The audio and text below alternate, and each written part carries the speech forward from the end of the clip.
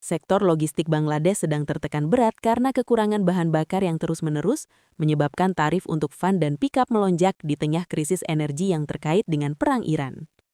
Rekaman menunjukkan truk yang terparkir di terminal truk dan van tertutup terbesar di ibu kota, dengan ribuan orang tidak dapat mengangkut barang karena keterbatasan pasokan bahan bakar.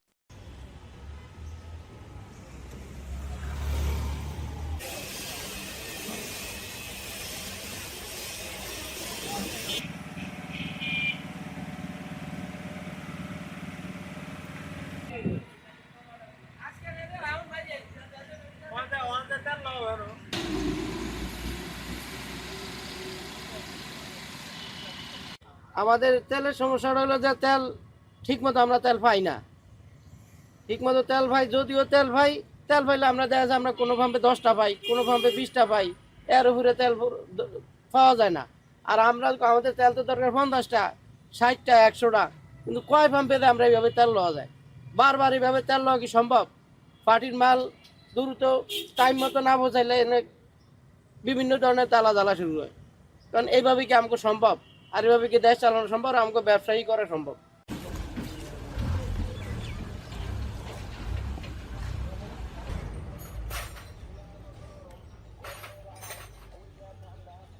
তেলের জন্য 5 দিন ভোগান্তি গেছে, টিপ মারতে পারি নাই। এরপরে যাও সিরিয়াল দিয়ে তেল পাইছি 10টা, 5টা, এর বেশি দেয় নাই।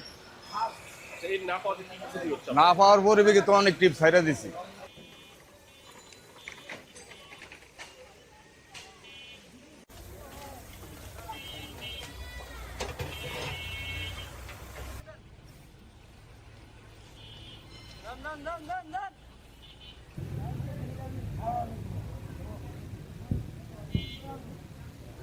এবার কইতে তেল ছাড়া মনে করেন কোনো গাড়ি দিয়ে বাইরেতে পারি না, তেল নাই গাড়ি কই যাবো, আমি করে তেলের ড্রাইভারে করে লিখব। এই যে 10টা দেয়, 20টা দেয়, এই লয়ে 2 দিন চলি, আবার কেন তেল পাই না, চুপ করে থাকি, 4 দিন 5 দিন না খেয়ে থাকি।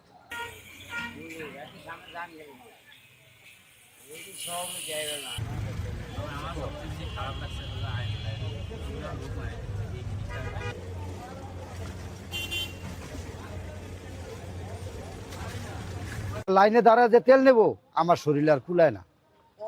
আমি দেখি আমি কুলায় না। আমি 7 দিন আগে বের হয়েছি, বরিশাল, পটুয়াখালী পুরা জেলাটা আমি ঘুরছি, ভোলা জেলা পুরাটা ঘুরা এবার আমি আসছি। এখন আমি তেলের লাইন যে দেবো, আমার আর শরীরে কুলায় না। এখন আমি যে টিপ ভরবো, ওই তেল নাই আমার গাড়িতে, কারণ আমি গাড়ি এখানে না থুয়ে দিচ্ছি।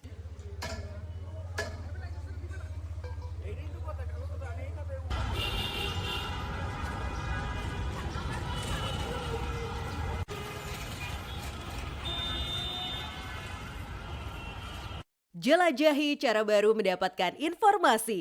Download Metro TV Extend sekarang.